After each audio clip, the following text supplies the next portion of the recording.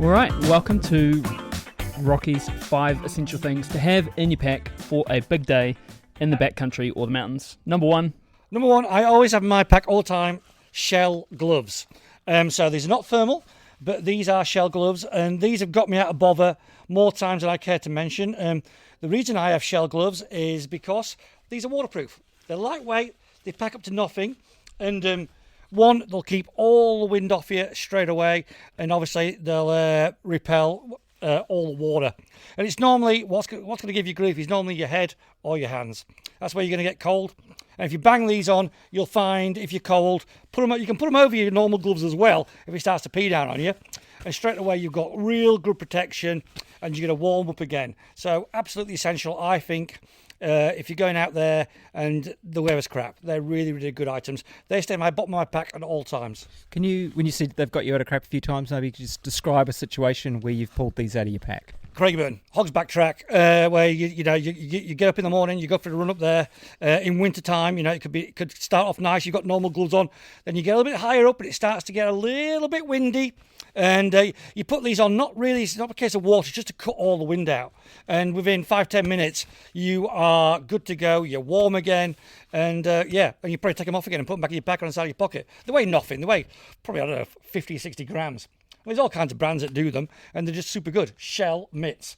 Get some. Number one. There you go. Thank you. okay, we are with the gear maestro Rocky from Further Faster. Second thing that is essential for having in your pack for a big day. Right, okay, this is not just about trail running, this is about mountain in general, PLB.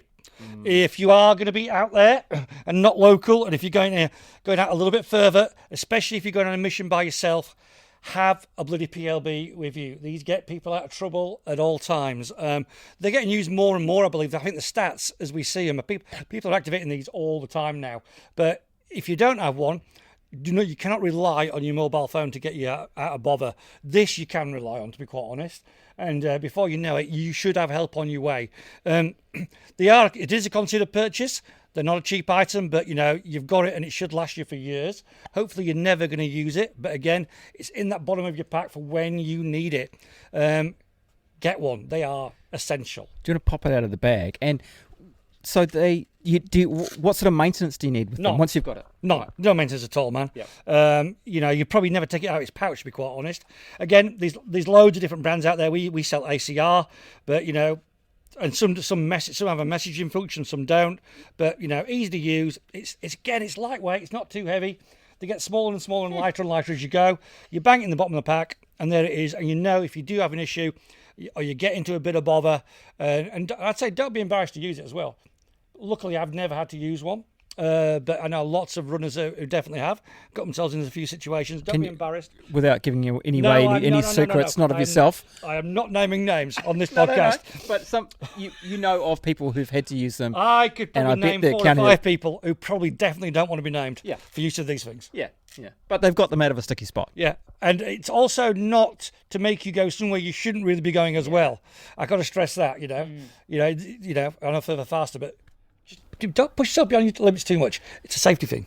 Well, like you said, I liked how you said it's a considered purchase, not just because of I guess they're reasonably expensive. They are, yeah. Just quickly, what hitting the personal locator beacon, hitting the personal locator beacon, setting it off. What sort of response are you going to get? Does that go automatically to like a helicopter? Is it Lancer? It'll go to, depending on which system you're with. It'll go to a room somewhere in the world, and they'll ping it back to the local authorities, and then send a helicopter out for you. Yeah. There you go. Good tip. Number 2. Thank you. We're back with Rocky from Further Faster, and here is in his top 5 things to be carrying in your pack in the mountains at all times. What do you got, number 3, Rocky? Okay, number 3 is it's food. Now, I know you're always going to have food, but I have in the bottom of my pack food you're only ever going to use if you really need to. It goes back again, it's a safety thing. Say you bollocks yourself and you are going to be stranded and you're going to be there for a bit longer than you think you're going to be. It's good to have some spare food. It's not race day food. There's Goose, there's a bar, and I'll explain what this is in a minute. It's there if you need it. It's your emergency rations. You want them there just in case it turns bad on you. And what I've got in mind is you've got a couple of Goose for sure. I've got a bar in there. More importantly, I've got some D-high food. And what I have, I make sure that I've got a breakfast in there. And the reason is you can have this cold soaked. Ah. So, the chances of you finding hot water are minimal, but you should be in this country if you're out in the hills near some cold water. Right. And you can just bang some cold water in that and you can cold soak and eat it. So I do have at the bottom of here a tiny wee little titanium spoon as well. Because without a spoon, you'd be just like gobbing it out. And that's 20 grams. That's going to give you 500 calories, that particular one. But it's cold soaked, so it's easy. You can cold soak a lot of different meals, but some are a little bit foul. So, but a breakfast, it's not a drama. And you've got it there, and if you need it, you've got it. So it's in the back of your pack. It's Yeah. not the manky old banana. No. It's going to go rotten. God, no. Don't do that. It is Don't actually do that. banana, it is baked apple Oh, it is porridge. banana. There you go. Baked apple porridge, it's quite nice, that particular one. Okay, all right. Trying to gag down a cold tikka masala when you're It's- up in the snow. Especially if you're injured or you're having a bit of a drama and your day's not going as planned. You've got it, and you've got 500 calories. And that, the more food you get in you, the better you're going to be. Well, calories equals warmth, doesn't it? Yep. Absolutely, yeah. Good tip.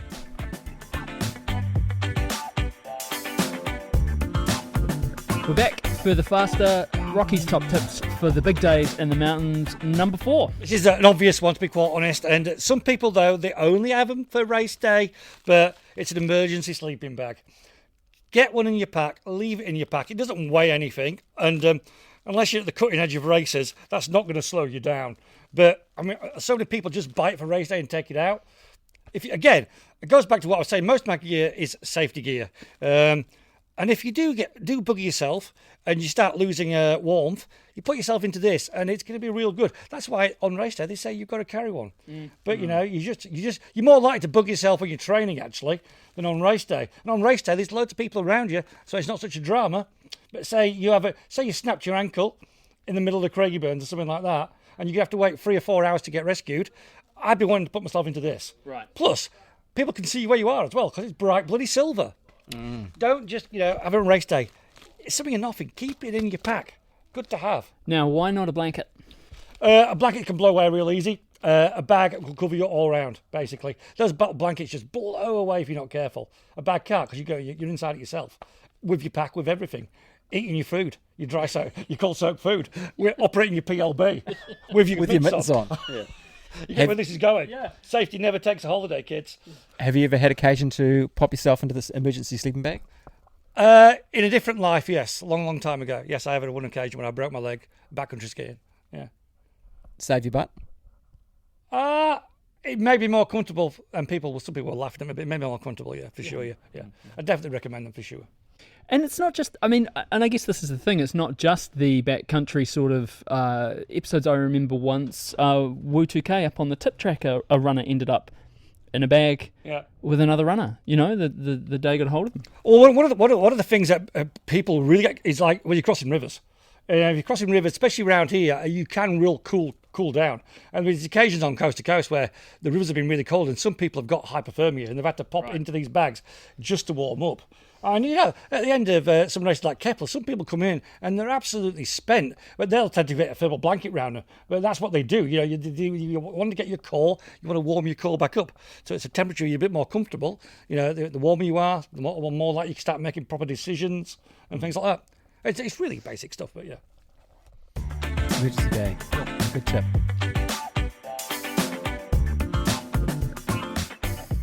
We are back at Further Faster with King O'Gear, Rocky. Top 5 things to carry with you on your big days in the mountains. Number 5. What do you got for us? This is something which is attached to my pack at all times, regardless. It never comes off it, and that is a good whistle.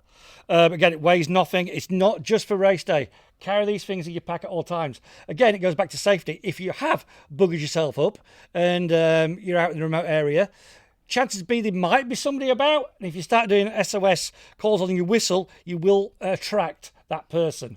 Also, you find it attracts dogs as well, actually, when you're out and about a bit as well. So, yeah, a whistle always attached to your pack. It should be never off there. And, it's a good safety thing. Again, stress it's all about safety, safety, safety, safety. 3 long, 3 short, 3 long, 3 it, yeah. short, 3. That's it, yeah, bang on. Yeah. Oh, no, I wouldn't. It's a bit loud, I think, to be honest.